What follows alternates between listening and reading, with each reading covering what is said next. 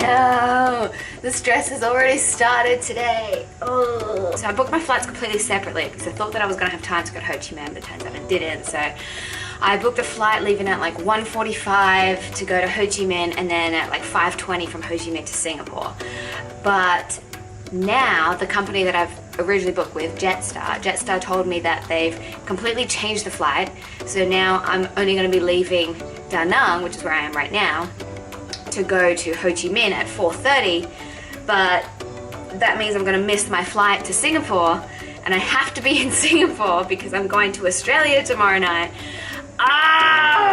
We tried to call Jetstar, but then it was just that call, like, please press 1. But like, it was just advertisements the whole time. Like, I couldn't even talk to anyone. My homestay host suggested that I just go straight to the airport and just talk to them and say, hey, I have a connecting flight.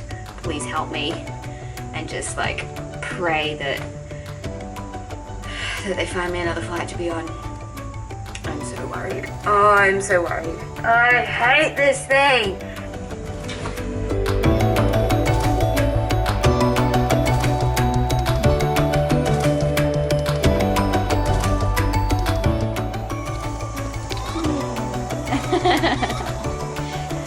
Thank you so much. Thank you so much. Yeah. Hope you will enjoy all time. I will, thank you. It's been such a lovely stay here. I'm really happy. Thank you. All people tell us you're really beautiful. No, thank you very much. Bye-bye, Anna. See you later, bye-bye.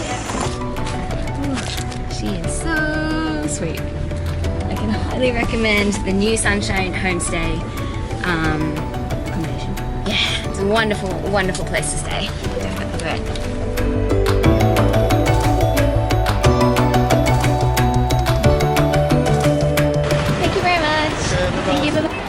Now I will change you for like 11:20.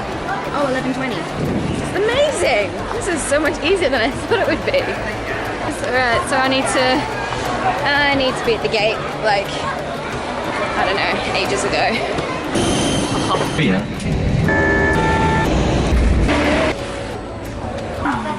Well, I've got about 3.5 hours to kill until my next flight. I can't even check in yet. So I thought I'd just sit down and have one final meal in Vietnam, and I've got some chicken noodle soup and it looks delicious. Because I'm not doing anything else today, I figured I would just show you a quick clip of the best parts of Vietnam. I made this last night actually, so if you're friends with me on Facebook, you probably already saw this a while ago. But anyway, here is my clip of some of the best parts that I've experienced here in Vietnam. Here you go.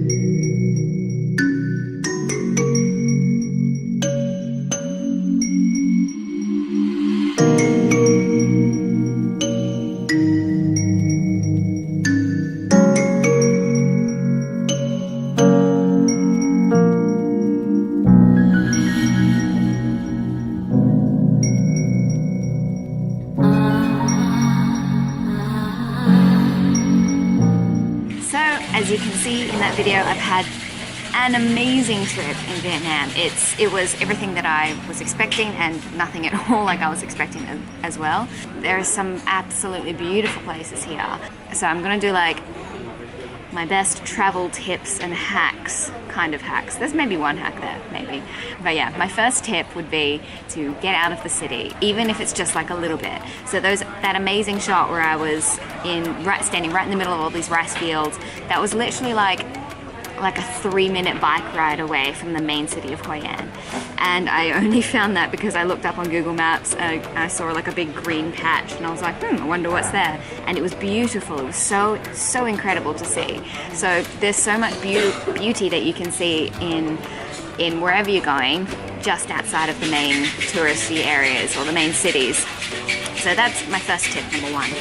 Tip number 2, 100% please make sure that you get a SIM card at the airport. They sell them for super cheap. I got a SIM card and it had unlimited data and it cost me $9 US.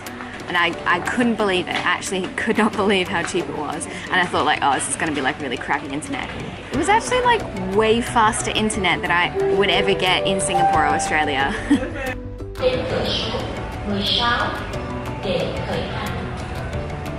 Final call for Air Asia. I think I just need to accept that this is going to be really hard to do with all the announcements, but I'll do my best to do it without. The next one on the list is Google Maps is your friend. I cannot talk about Google Maps enough. I think a lot of people don't know that you can actually use Google Maps without the internet. So if you decide to not get a SIM card and not get internet, as long as you download the map online when you've got Wi-Fi, it works without internet. Next on the list, be prepared to be, I don't know, hassled? Not really hassled a lot, but lots of people trying to sell you stuff. But actually, I much prefer it in Vietnam than I have in other countries like Indonesia and Malaysia and stuff like that, purely because it seems as though all of the men are like, working behind the scenes or working in construction or something a little more hands-on, and the women seem to be the one that are selling things in the store, which means that it's not like old men whistling at you and saying, hey, pretty lady, come over here and buy something. It's like an old lady or something like that, so I really don't mind it as much. Yeah, it's a much nicer kind of environment, and you don't have to buy anything. Like, they like to pressure you as much as they can, except if the price is already set. Like, a lot of places don't have the price written down on the tag, so haggling is definitely a thing. Just don't be a douche and try to like haggle the prices at a restaurant or like in a taxi or something. My other piece of advice is, if you're planning to go to Sapa from Hanoi, I've heard that you can catch a bus that can take you there in a couple of hours, or you can catch the night train, which is what I did. Some of the night trains are like, you don't want to try and sleep in there, but you can get some really nice night trains. Like, I stayed in a 4-bed sleeper and it was like $60 or something, which also pays for your accommodation for that one night as well as the transportation to get you there. Just make sure that you check which train lines have the nicer carts, because some of them really aren't as nice. I think that they're well worth the money, and I think, in my opinion, it's the best way to get to Sapa, because I've heard that the buses that can take you there, the bus drivers are just a little bit reckless, especially going around like mountain like corners and stuff like that. So personally, I would go with the safer option. And my last point is to please in Vietnam, of all the countries, try all of their food. The food is so yummy. I love Vietnamese food, and it's really cheap. Like, it's so easy to find meals for under $2 for an entire meal.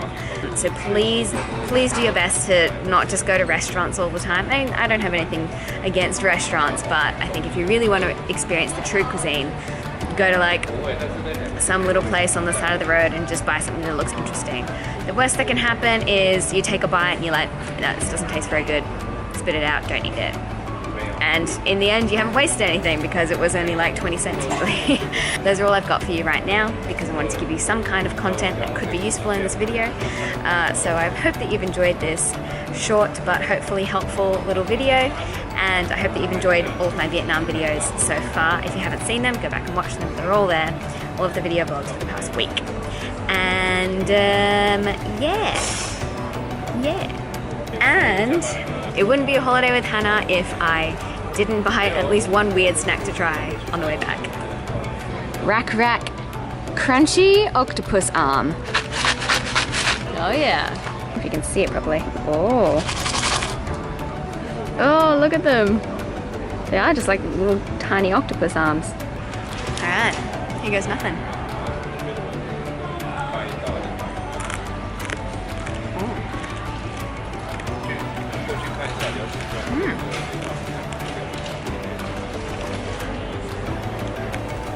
It really does taste like a crunchy octopus arm. Oh yeah, it's a little bit fishy, it's a bit salty, very crunchy. Yeah. If you don't like fish, you wouldn't like it. If you like fish, give it a go. Not bad. Okay. Thanks so much for watching. I'll see you next time. Bye.